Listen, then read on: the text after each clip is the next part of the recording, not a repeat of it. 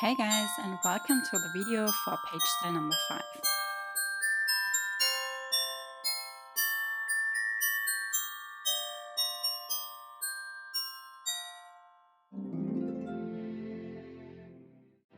So that's my favorite page style number 5, which I love to include in my 8x8 mini albums. And it basically combines two narrow pockets in which you can place these tags for journaling, or you could of course also add photos onto them. And then we can continue with the next step, and for this we just want to place our tape onto our cardstock elements, and I like to use 3/8 of an inch tape, and we just want to place it right next to all of the scoring lines. Then we just need our scissors, and I like to turn around my cardstock because this way I'm able to see properly where my scoring lines are at, and I just get my scissors and cut off the corners at an angle on each side. Now we can go ahead and just fold up the little flaps we created with scoring, and you want to fold it up on the side where there's no tape attached, and also it's not the side where you scored it. So turn around your cardstock and fold up all these little flaps, and then you can burnish them down with the bone folder. And now for the next step, we want to attach both of our cardstock elements A onto our basic page. And for this, I grab a little bit of tape backing from one side, and I actually want to attach the bottom of the pockets first. So once I have removed the tape backing from one side, I hold up the sticky side and can just align my pocket on the non-sticky side right to the edge of the basic page. And then once I have it in place, I can remove the rest of the tape backing from the bottom of the pocket, and then I can go ahead and remove the tape backing from the sides of the pocket and just place the whole cardstock element A onto my basic page. Now that the first pocket, our cardstock element A, is attached to the basic page, we of course also want to attach our second pocket to the basic page. So just repeat the steps and just make sure that it's right next to the first pocket.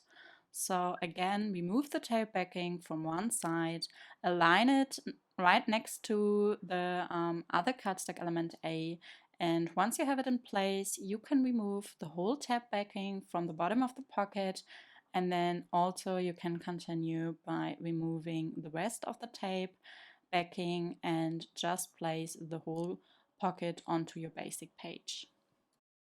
And now you can just get your bone folder and burnish everything down so that the cardstock elements A stick very well to the basic page. And what I like to do now is to add some notches to the pockets.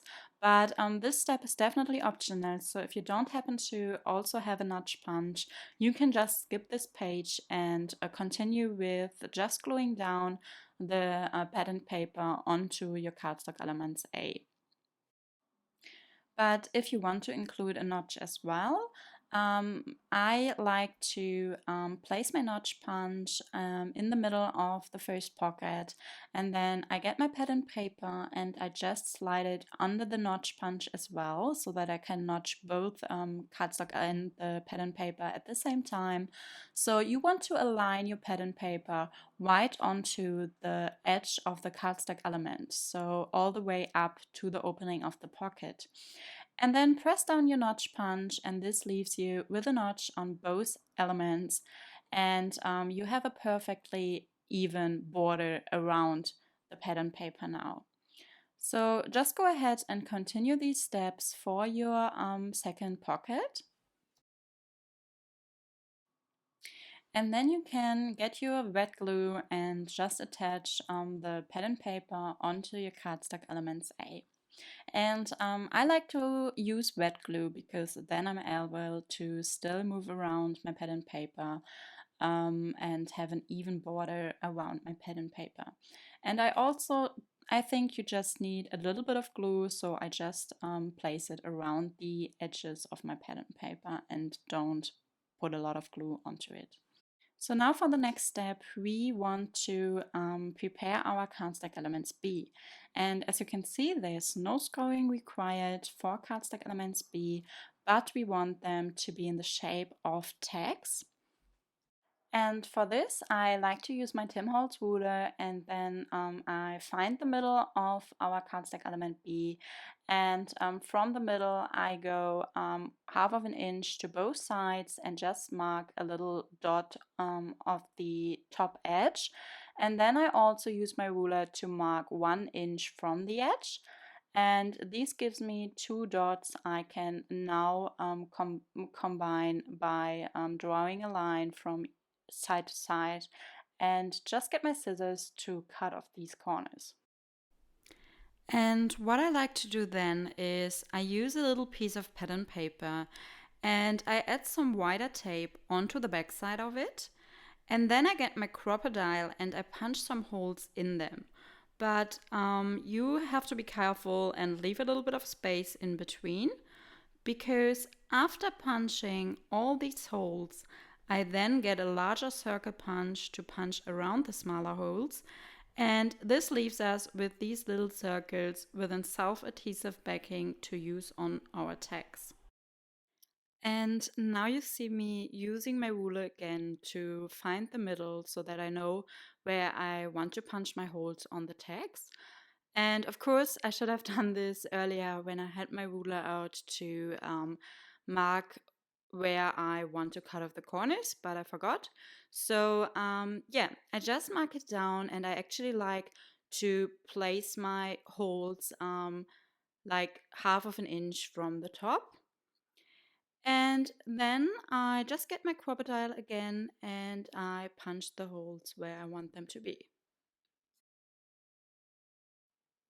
And then after punching the holes, we can just get the little circles we just punched out and remove the tape backing, and then we can just place them right around the holes on both sides of the tags. Now we want to attach our ribbon to the cardstock elements B, and for this I just cut off a little piece and then I fold it in the middle, and I actually grab the middle and pull it through the whole of our tags. And once it's pulled through, you can then use the rest of the ribbon and also pull it through this little loop you created. And yeah, then you have your ribbon attached, and you can continue by doing the same for the second cardstock element B. And because my ribbon was quite long, I got my scissors and just cut off a little bit, and I cut them off at an angle. And what I didn't include here, but I also like to do, is I get a little lighter and I just burn off the ends of the ribbon so that they won't rip apart. And now we're done with our page style number 5, and I hope that you enjoyed watching this little tutorial. If you did so, please give it a thumbs up, and also if you have any feedback, let me know in the comments. I love to get your feedback always. So yeah, have a good day and see you in my next video. Bye!